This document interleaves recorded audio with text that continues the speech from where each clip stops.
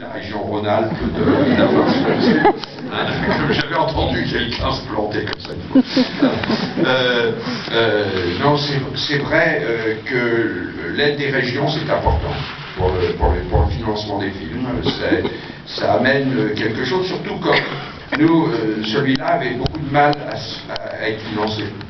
Il avait un mal de chien, malgré l'appui que je voudrais vraiment signaler pour les en remercier de Studio Canal et du service public de la 2 et de la 3, de Patrice Duhamel et Patrice de Carolis, qui ont beaucoup aidé ce film et qui l'ont soutenu très fortement. Malgré ça, c'était très difficile à monter, très difficile à financer. Les banquiers, les financiers nous expliquaient à mon producteur, Eric Mann, que c'était un sujet qui n'intéresserait personne, qu'il n'y aurait pas un seul spectateur, donc on aura envie de leur envoyer des photos de cette salle, encore qu'il y ait 3 places de libre.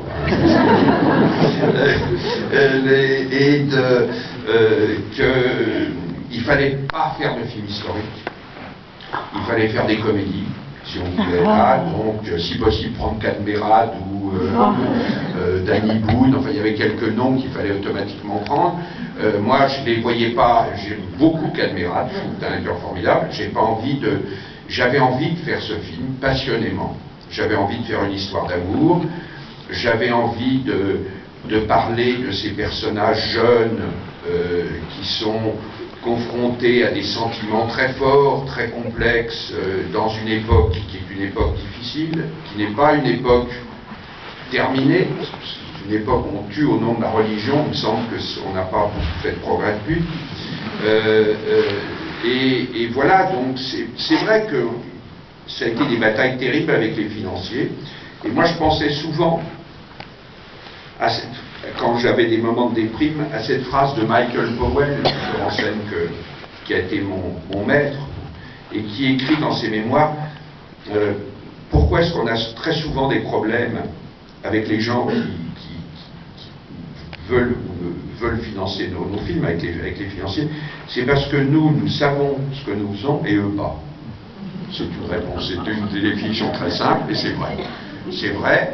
Et c'est vrai que j'ai entendu dire des financiers à propos de mes films, prononcer des jugements avant pour ne pas les financer, hein, m'expliquant qu'il n'y avait rien d'autre, il n'y aurait pas un seul spectateur. Pas un seul, en m'offrant un chèque pour racheter mon contrat. Racheter mon contrat pour ne pas faire le film. Et voilà, donc j'ai eu ça à de très nombreuses reprises, comme ça, et celui-là, c'était comme ça, j'ai eu l'impression de refaire l'horloger de Saint-Paul, d'être renvoyé de groupe en groupe, par des gens qui nous disaient « Non, non, pas de film historique. » Vous comprenez, on a fait Jacques le Croquant, donc on ne peut pas faire un... C'est formidable, ça. À l'époque de Que la fête commence, les gens de Gaumont m'avaient dit on ne peut pas financer de film historique, ça ne peut pas marcher, la preuve, on a fait les Charlots Mousquetaires. Voilà. Donc ça ne change pas, il faut toujours se battre. Et on a arraché le film, alors je l'ai arraché avec l'aide d'une équipe qui a été sublime, Bruno de Kayser, que je retrouvais depuis Dans la brume électrique, avec même le même cadreur, qui est un Américain que j'ai ramené de l'équipe de Dans la brume et que je l'ai lancé dans le XVIe siècle français. Il a fallu qu'il se documente un peu. Le compositeur Philippe Sard, je pense que vous serez touché par la musique qui est magnifique. Et puis tous les acteurs, ces jeunes acteurs, Mélanie Thierry, Gaspard Ulliel, Grégoire Le Prince Ringuet, Raphaël Personnaz, et d'une autre génération, l'admirable Lambert Wilson, qu'on peut voir dans Les Hommes et des Dieux, où il est splendide, splendide Lambert. Alors, quel acteur et quelle rencontre.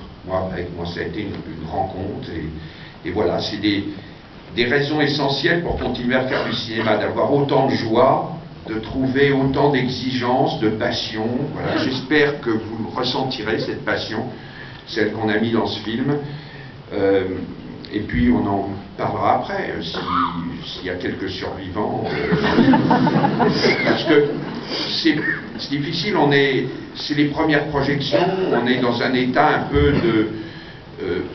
moi un peu, mon producteur 10 fois plus, là, qui va m'appeler, mais après, comment ça s'est passé, quelle réaction, qu'est-ce qu'ils ont dit, ils sont là, je l'ai au téléphone, c'est absolument... il est mort de trouille. On est obligé maintenant de soutenir ses producteurs. Voilà. Donc j'espère qu'il y a quelques parents qui resteront, j'aimerais connaître vos réactions après ce film, moi dont je suis fier. C'est un film, ça correspond à ce que je rêvais avant de commencer. J'ai cru ne pas pouvoir faire, et puis finalement oui, c'est un film qu'on a arraché. J'ai refait un premier film. Bon, c'est très bon. C'est bien, c'est comme ça, on repart à zéro à chaque fois, c'est bien, on s'encroute pas. Voilà, merci d'être là aussi nombreux, d'être dans ce cinéma formidable que les studios. C'est vrai que ça fait un nombre considérable de fois que je suis venu, et même pour présenter d'autres films que les miens. Je veux dire, je ne viens pas simplement pour refaire, je suis venu, je crois que c'était dans ce cinéma que j'ai présenté pour la première fois La ferme des 7 péchés de Jean Devèvre, le film consacré à Paul-Louis Courrier, qui est mort dans la région, pas loin là de ça, et que j'avais fait découvrir ce film dont les gens ignoraient l'existence. Voilà. Donc j'ai un attachement au studio et à Tours, malgré la pluie incessante et la circulation qui nous a fait arriver en retard. Voilà. Bon, alors à tout à l'heure.